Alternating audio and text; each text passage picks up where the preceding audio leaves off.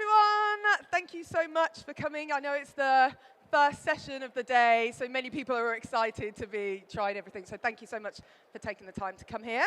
My name is Aleesha. As you can see, I am a writer, judge, and presenter. Note, on here it does not say I am a PowerPoint guru, hence why this slide is the best slide of the whole presentation. I haven't done it for about 20 years, so I do apologize if it doesn't look that great.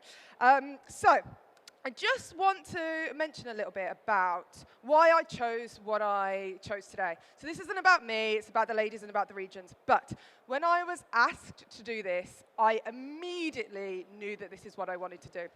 And there's a few reasons for that. Heritage.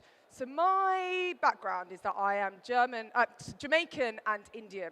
So in my culture, traditionally, wine drinking wasn't really a thing. So I kind of was really fascinated with, like, I don't know, unusual things. I didn't have the dogma of thinking that Bordeaux or Burgundy were the best because I just wasn't brought up that way.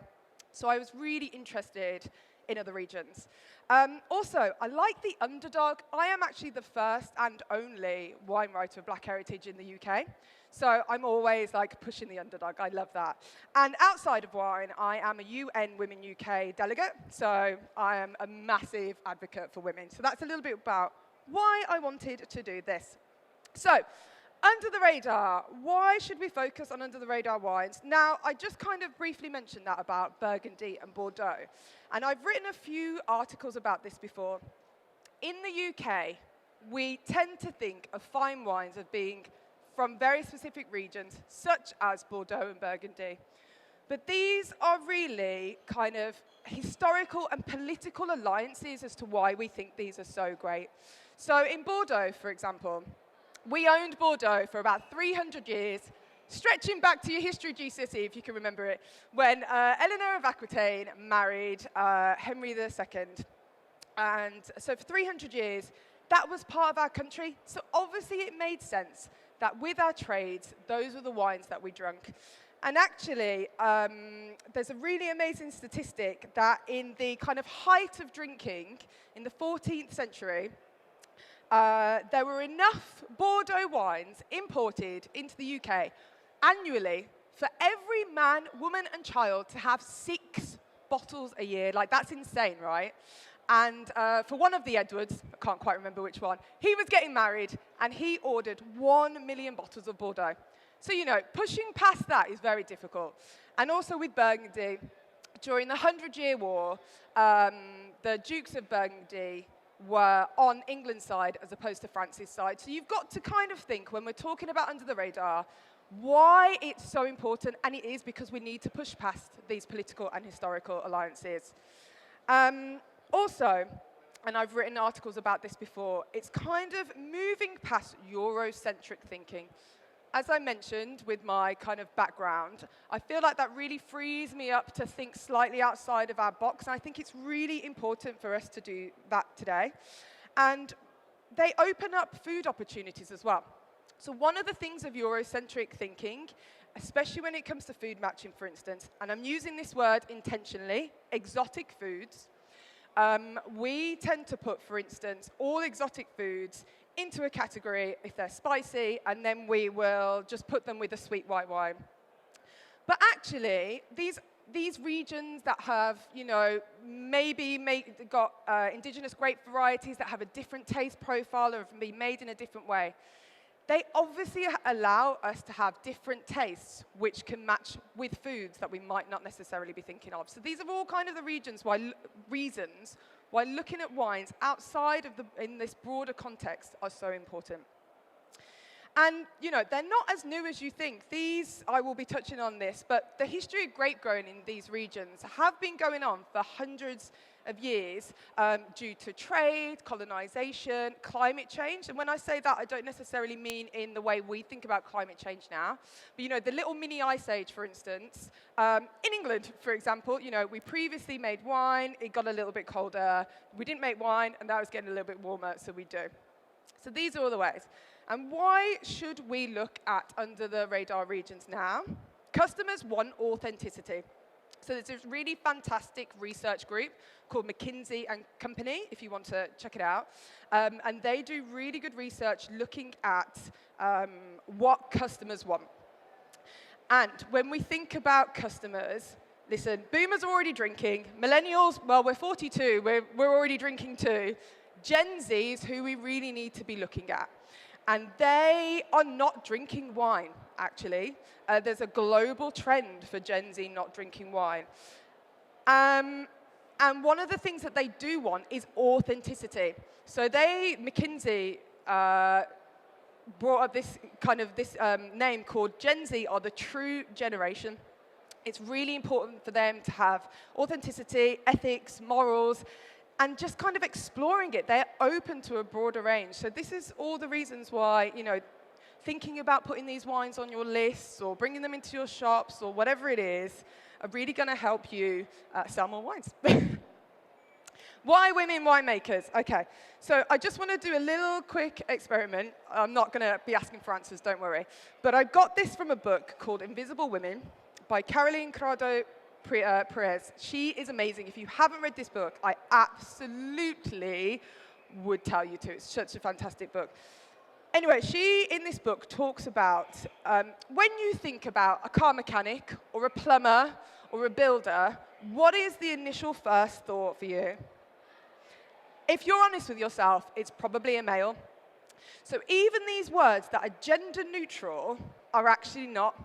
And this is called the default male bias. And we really need to push past this so that people aren't thinking a winemaker is just a man. Also, scientifically, women are actually better tasters. So it makes sense that we make wine. So there's lots and lots of research done on this, but two I wanted to particularly point out. So Brazilian researchers in a scientific journal, they found that women have 50% more nerve cells in their olfactory bulb, which is just a fancy way of saying kind of their mouth and nose senses, than men do. Also, another study, the University of Florida, super tasters. So actually what that means is people have more taste buds per teeny little bit on their tongue than the average person. Women are more likely to be super tasters. 35% of women will be super tasters, as opposed to 15 to 20% of men. So the fact that there's not more women making wine is a little bit insane. And we also just need to readdress the balance, right? So these are all of the reasons. So let's get on to the first one. I did apologize about this slide. It's mainly just for you to see the maps, but there we go. So this is going to be a bit of a whistle-stop tour about the wines because obviously we're a little bit pushed for time. So I'm just going to be touching on, the history and grape-growing winemaking and whatnot. So Tenerife is one of the 7 islands off the coast of Morocco, largest producer of wine in that region. And really, even though it's small, there's a lot of diversity going on. So in the south, it's really warm and tropical. This is kind of where all of the beach holidays would be. If you're going out there on a holiday, this is where you're going to go. Up north, more mountains, more cooler climates. And in the terroir, it is volcanic soils. And you've got to think, which this outstands me, in the middle, 12,200-foot volcano. That's incredible to me. But you can imagine what that means for wine, elevation and altitude. So even though this actually does sit at 28-degree latitude, which is Miami, fair enough, you might not think of Miami as being good wine region. But because there's so much altitude, we can make wines, because for every 100 meters up, you get cooler by 0.6 centigrade. So, quickly about the winemaking.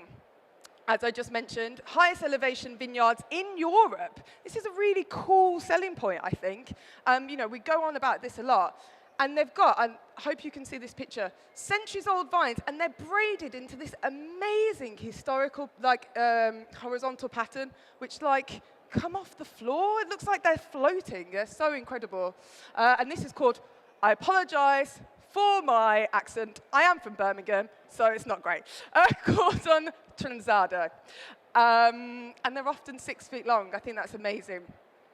And, Tenerife, when we think about history, it was that perfect place where people were coming in and trading, going off to the New World, into Europe. So we can just think that there's loads going on, and there's so much history going on, and you can imagine what that's kind of done for the region. And a little bit, because I like facts that we can use, Shakespeare used to love wines from the Canary Islands. In his 12th Night, if anyone remembers that from English, I was not necessarily that good at English, he calls for a cup of Canary. So that is talking about the Malvasia that they used to make. And also, George Washington used to love Tenerife wines as well. So when they were doing the American Civil War, they went to Tenerife to get all their wines, which I think is a really cool fact. And you know, when we were talking about Gen Z, they love stories. For me, this is what sells wine, like this historical and kind of really fun stuff that you can put into context and little facts. My first job in wine was working at Majestic, and that's the stuff that sold it. You know, it wasn't necessarily saying, oh, well, even though this is cool, most people don't know about this, you know, about cordons or canes pruning and whatever. So, and let me just restart that. It was really important for me to allow each woman who makes the wines to talk, because you know, if I can use my platform in any way to help other winemakers, I have. So at the end of each little one, also, I've just realized no one's tasting their wines. Taste your wines, the first one. We're just going to watch a video as well whilst you're tasting them. I'm Elena Batista. I'm winemaker in Bodegas Viñático in Canarias. When I was in the university, I had the opportunity to attend the course of Enology. I liked so much. It became my life, my passion. Perhaps I was the first woman enology in Canary Island. In Canary Island, we present more 80 variety of wine grown by European colonists 5 centuries ago, of which may disappear on the continent when Philocera arrived.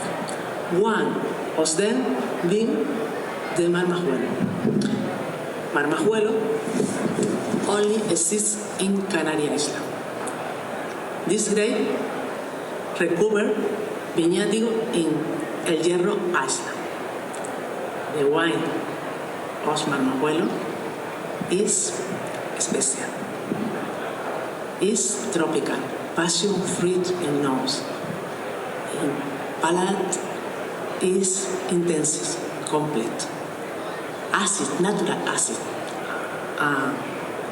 mineral character. The character mineral is for this volcanic soil. In Canary Island, it's planted in the soil. No exists Philocera. The plant unrest. But for me, the more important is you come here and trade Marmajuelo with me.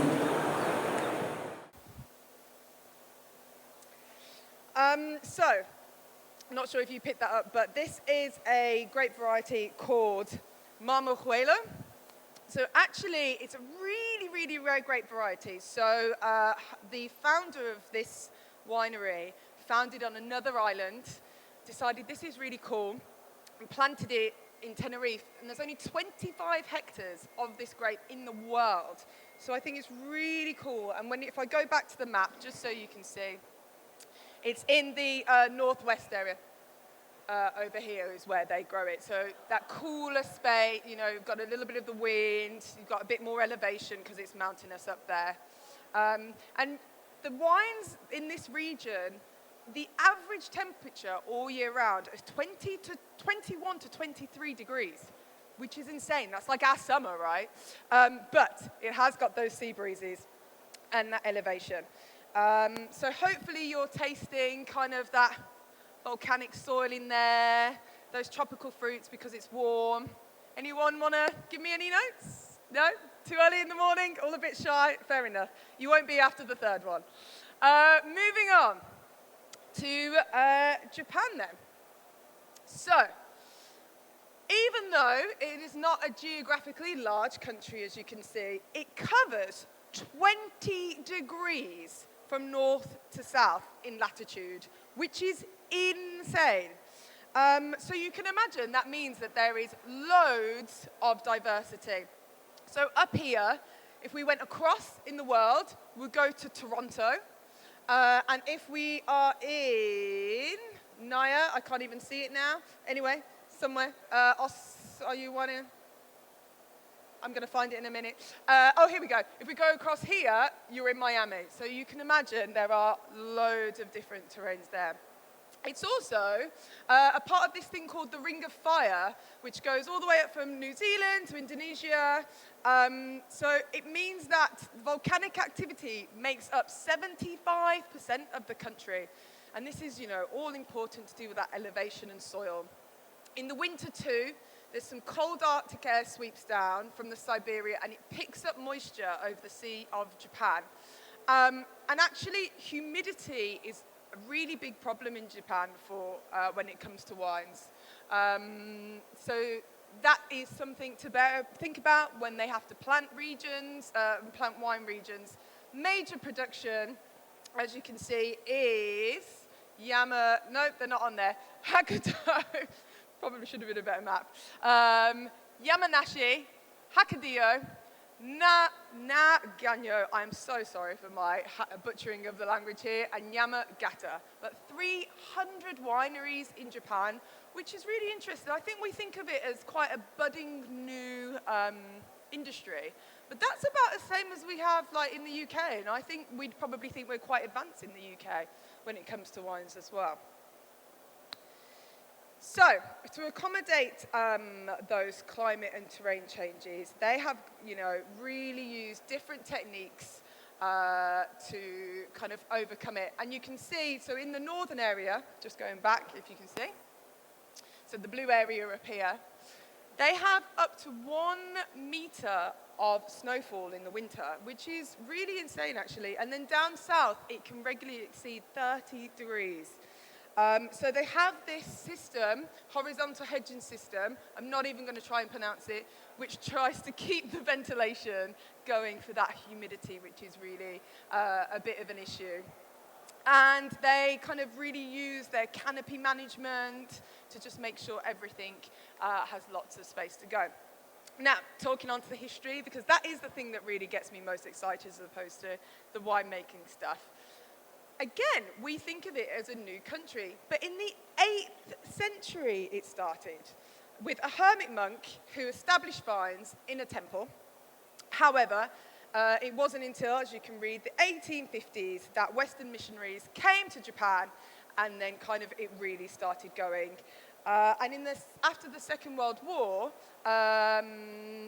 they had this Meiji restoration, which really meant that they kind of adopted a few Western traditions and cultures and likes, and that is when the winemaking really started off. So this wine, number 2, feel free to pick it up and taste it, is a grape called Koshu, which we call an indigenous grape of Japan, actually. So it's actually believed to be a mixture of some grapes that came over in trade from the Caucasus region and just kind of hybrid with some native Chinese varieties. So I think that's really interesting as a fact. Roughly about 1,300 years ago, they believe that happened. And actually, we're talking about that history, but they have found lacquered clay vessels from, 5,000-ish, 3,000 BCE. So, they really have been making alcohol and wine for a long, long time. So I want to show you the video of the head winemaker of Grace Wines.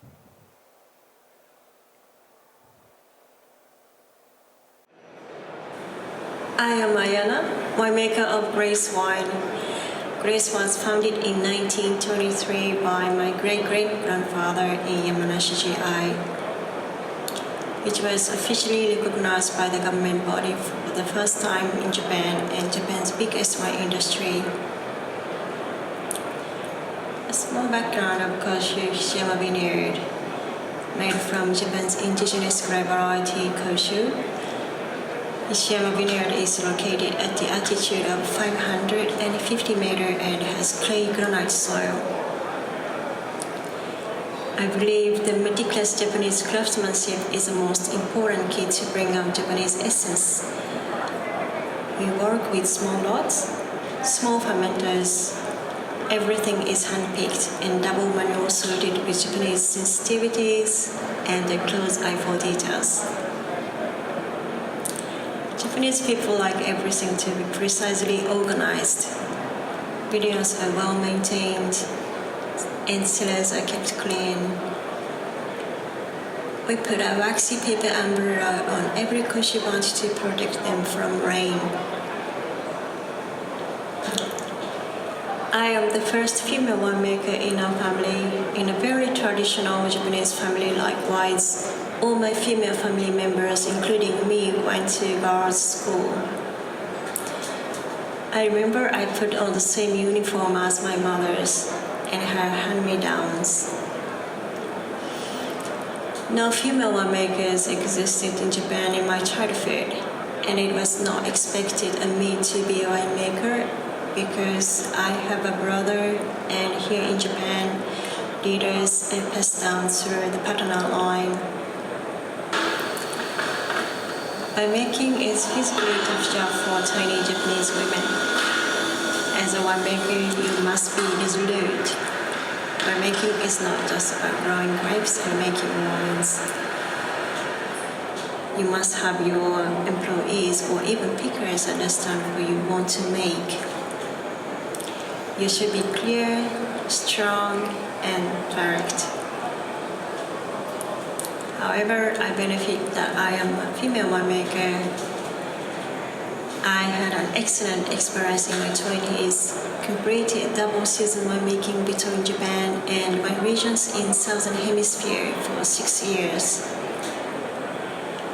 If I was a boy, I would have more responsibility in running the winery and have had to come back to the winery earlier. I have enough freedom to explore the winemaking. We still have challenges, but for now, I should say keep celebrating female winemakers.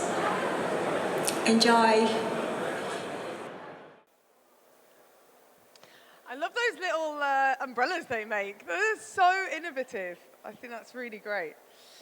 So when I asked these ladies to talk, obviously I wanted them to just kind of introduce themselves and then also describe what it was like being a female winemaker, and I really think we got that through. Also, how good are her production values? I'm so jealous. I need her editor and her cameraman. She had like no time to do that, and it was so good. I'm really impressed. Right, did we all taste that wine? Very delicate, I think, very fresh. I kind of love that, some citrus notes. As I said, 500 meters altitude, so really quite high up. And it was in, if I just go back to show you, the Yamanashi region, so this yellow region, which is really where most of the vineyards are. In Japan, and it's on granite soils as well, so melon, peach, actually slightly kind of Albarino-esque, I find. Right, Poland. So I apologize for the slight graininess of this one. So main regions of production are here, around, kind of coming around here, and a little bit here, if that makes sense. I know you can't see the names necessarily, but there we go. Latitude 49 to 54. Continental, cold winters, warm summers, and milder in the north, overlooking the Baltic Sea, becoming progressively more continental as it goes down. And I think this is really interesting because when we think about wines, we kind of put them into maritime or Mediterranean and continental. So we've just got to really think about that when you're trying to place in, where would this wine necessarily go in my, I don't know, if you're selling it or whatever, where would I put these wines? It is flat on the border of Czech and Slovakia, if you know it, with mountain ranges. Viticulture. again, I think it's really interesting, the history. So it goes back to 966, back to the introduction of Christianity. First vineyards were located in Krakow. Again, as with most things in the wine world, developed by monks and then became popular with nobility. I often think that monks must have had an absolutely fascinating, amazing time. If there was a party to be had in the Middle Ages or the medieval times, surely it was the monks. Everywhere. They're just getting slightly tipsy everywhere.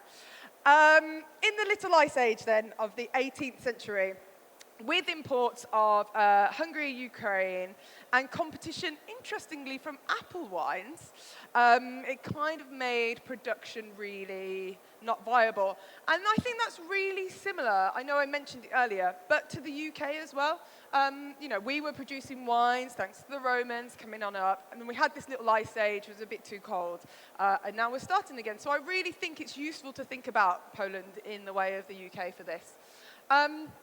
This I did think was really fascinating. So in the Western city, which was part of Germany, it was the largest wine region and centre of sect production. So this is sparkling wine in Germany until 1945. That's incredible. The largest producer of sparkling wine for Germany until 1945. Then obviously the war happened and viticulture came to a standstill. After that, then, modern winemaking started in the 1980s. And he's actually got this name. He's called, the Bacchus of Poland. He's got quite a cool, title that people call. First experimental vineyard, and then went down into the Subcarthian, if you want to see where that is. So, down here. And really kind of helped push the industry together. But even though there was a bit of a standstill, since 1852, there has been a wine festival, which I love, and I would love to go. If anyone has a ticket, please do invite me, because I think it'd be really cool. Which was a traditional festival of when they would harvest. Every year, it's held in this town here, and it's 9 days long. Now, if anyone's ever been to a festival, Reading, Glastonbury, 3 days is long enough. 9 days, insane. There must be quite a few pounding heads at the end of that. But filled with lots of concerts, theatres, music. And what I think is really interesting, they have a representation of Bacchus, who is obviously the Roman god of wine, and they give him the keys to the town. I love that. I just think that's so brilliant. And it kind of really does show you how much connection we have as a world, right? Because I think we think of Bacchus as being obviously Roman and Greek and then coming up through that way. But in Poland, they're still celebrating him. So I really love that, because I just think it shows we are united. We're just all people trying to have a good time. And another thing I was really interested in learning is that I think we think of, in the UK, we like to think we're quite good at things and quite ahead of the curve and quite sophisticated. However, in Poland, they have an association of Polish women in wine. So I really think it's good for us to not think of this British exceptionalism, which we often do. Right? These people are doing a good job and in many ways, ahead of us. So I'm going to start our video now. Please try your third one, and I'll tell you a little bit more, because it looks quite interesting in the glass after the video. Hello, my name is Sonia Mazurek-Madsen, and together with my family, I run 11-hectare vineyard based in southwest Poland. By the way, the palm trees behind me are not the Polish trees. I'm currently on my holidays in Crete. So the idea of establishing the vineyard actually came from my father, who has been a farmer his whole life. Ironically, he thought that running a vineyard is a more feminine profession. And he always repeats that me and my younger sister Aleesha were his inspiration. He really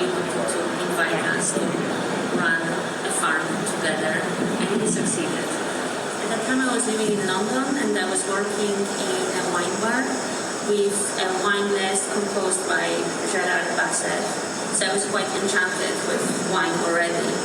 However, I wasn't thinking about becoming a winemaker at that time until I heard my father's idea. After lots of discussions with my then boyfriend and now husband, we decided to say yes to this once-in-a-lifetime opportunity and move to Poland. The vineyard was planted in 2016. We moved in 2017. And from that time, I was working at the vineyard, learning the ropes and learning how to care of the vines. The first harvest was in 2018 when, together with my husband, we had to learn the whole winemaking process, which was quite challenging. Thankfully, we had the help of a Polish winemaker who showed us the ropes. The vineyard grows on granite soil, and in some part you can actually see granite rock that shows to the surface. We believe that it adds to the special character of our wines as it's part of our vineyard terroir. In addition to it, our wines are cool climate wines, so they are quite high acidity and racy. The main variety of our vineyard is Riesling. The interesting fact is that we also grow pink-skinned Riesling called Rote Riesling. It's also a Vitis vinifera, but much less known. We make a skin contact wine out of this variety, our orange Rote Riesling. The rest of the varieties are PV grapes, known for its resistance to illness, but also very well adjusted to cool climate. It's very important to us as we are on our way to get ecological organic certification. Most people probably don't think about wine when they think about Poland. Most of Polish people don't think about Polish wine actually, and they don't know that it exists. However, it's a very dynamically developing industry, and actually history of Polish winemaking stretches back to medieval times. In contrary to what my father thought at the beginning of this journey, this is a very male-dominated industry. However, in our family-run vineyard, we didn't have to face this problem as we're mostly women. We run the winery in 3 generations, my 86-year-old grandmother, my mother, my little sister and me, together with my father and my husband, who are in the minority. My sister and I are the outward faces of our winery, and I believe we do have to work twice as hard to be taken seriously. However, times are changing, and I do work very closely with other Polish female winemakers, as well as I meet many men in the industry that treat women as they're supposed to, as their equals. Our harvest is normally in October, but this harvest will be extra special because I'm awaiting our first child, a little girl, and I hope that she will be a next generation of female winemakers in the world. Thank you so much. Bye. So if you didn't pick up, she's not in Poland, she's in Greece.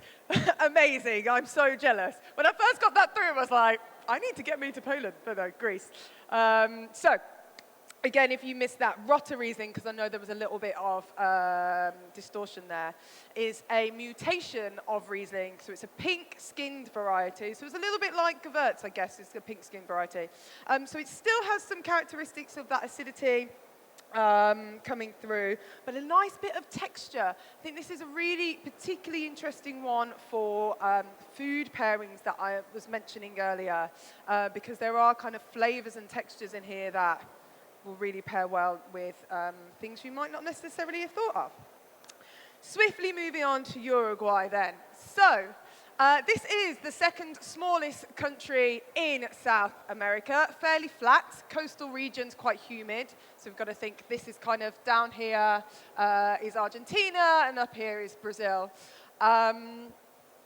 So it does have a maritime climate. So when I was thinking, when we mentioned previously about putting things into context, when you think about maritime, we think about Margaret River in Australia, and we think about Bordeaux as well. So that's a good thing to keep in your mind when we're talking context. As opposed to being arid, like its kind of neighbors, Chile and Argentina. Is that me? I don't know, there's more going on. It is humid, 1,000 millimeters of rain, and there's no altitude either. So really, they've got to kind of think about how they're planting, prune management, canopy management, etc. 30 to 35 degrees in latitude here. So if we went across, we'd be going through Mendoza in Argentina. Going this way, we'd be going Cape Town in South Africa, Adelaide in Australia, and Auckland in New Zealand. So these are all very good wine regions. So there's no reason why we would be, dismissing Uruguay at all. This sea, as I mentioned before, is the Atlantic. Obviously very cold to bear in mind. A little bit of history then. This is one of those kind of where wine really came about with colonization and trade, with kind of the Jesuits coming over and starting to plant wines. Back to those, monks and stuff again, having a great time in the 1720s. However, it was this French Basque immigrant who brought Tannat to Uruguay, which is the wine that we'll be drinking, and it really has become the grape of Uruguay.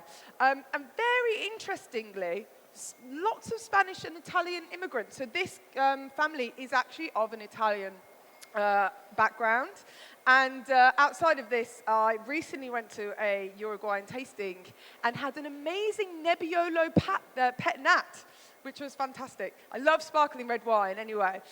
So that's, another thing to keep in mind, kind of the idea of immigration and what we're bringing and the different grapes and how they're used. I love that they're not bogged down by dogma into thinking, oh no, we can only make Nebbiolo in one style. They're making it in pet nat. That's what I love about these under-the-radar regions as well. They're open to experimentation with things.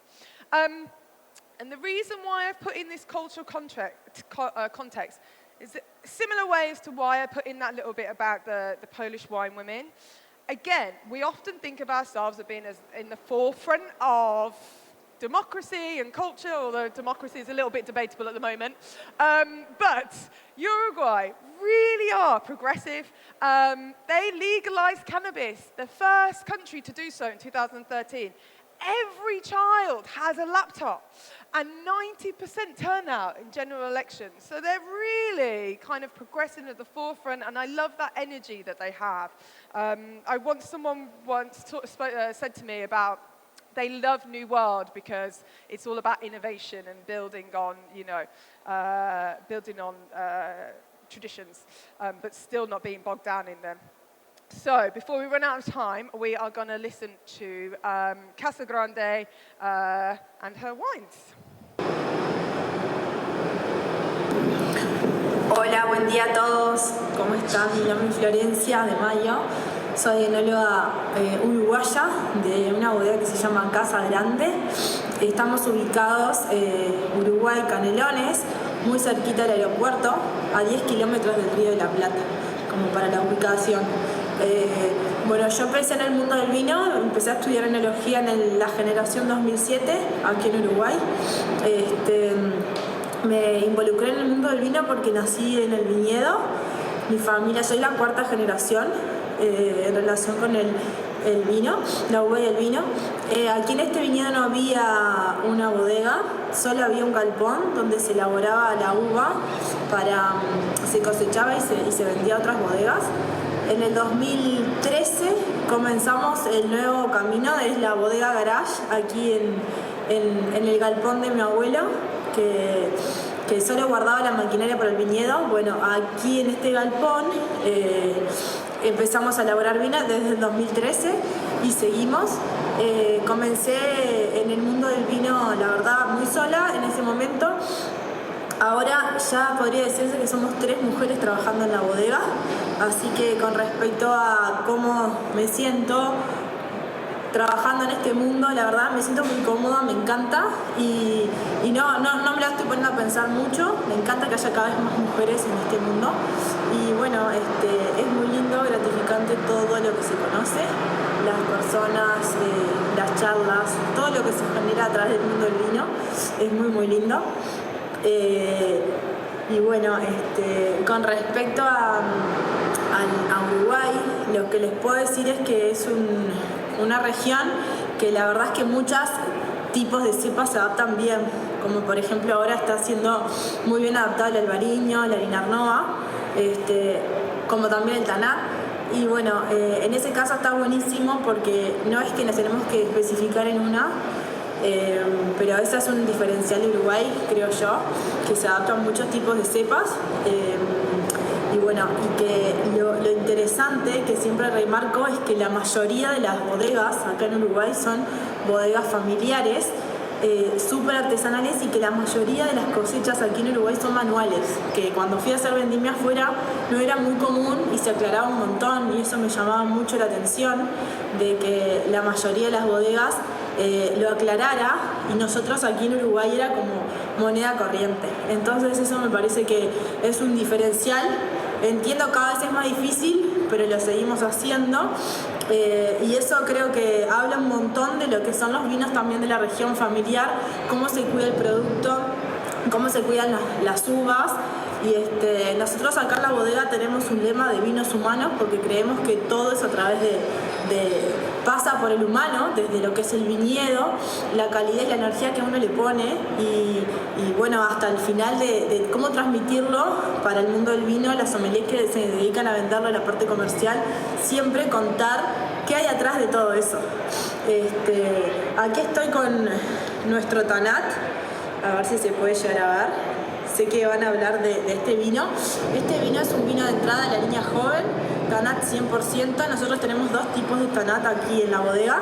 Que es la línea fresca, más como de entrada, sin barrica, y después tenemos el gran tanacito.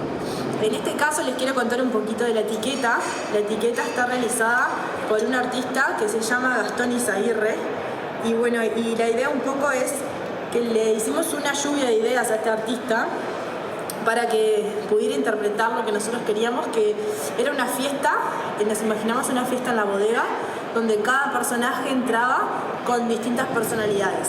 En este caso, tanat nos lo imaginamos en una barra, acodado, como el uruguayo en sí, un poco melancólico, triste, pero una vez que uno conoce a tanat, en este caso, es difícil volver para atrás. Cada vez que uno lo puede llegar a conocer y le gusta realmente, todo lo demás le va a parecer un poco suave. Muchas gracias y saludos desde Uruguay.